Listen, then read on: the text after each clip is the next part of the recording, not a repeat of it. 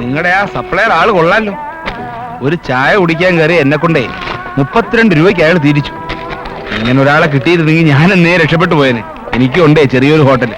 ഇവിടുന്ന് പറഞ്ഞോടാ ഞാൻ തയ്യാറാ, പക്ഷെ അയാൾ പോകുമെന്ന് എനിക്ക് തോന്നണില്ല. അത്രയും ശമ്പളം ഉണ്ടോ ഇവിടെ?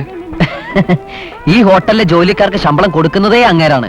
ഇതിന്റെ മുതലാളി NDR എന്ന ND രാമൻ നായർ.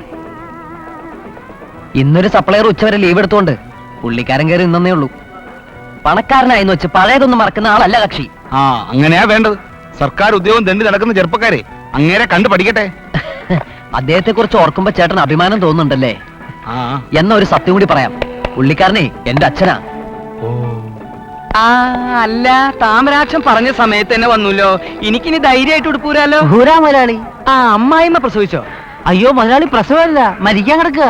ആട്ടെ, എത്ര വയസ്സായി? 92 മുതലാളി. എപ്പോഴാ മരിക്കണെന്ന് അമ്മായിമ്മയോട് താൻ ചോദിച്ചോ?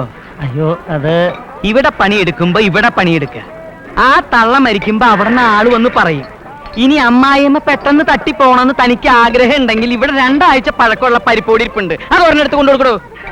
വയസ്സും പ്രായമൊക്കെ ആയിരുന്നു അമ്മായിമ്മ അവന്റെ ഒരു പ്രസവവും. ആ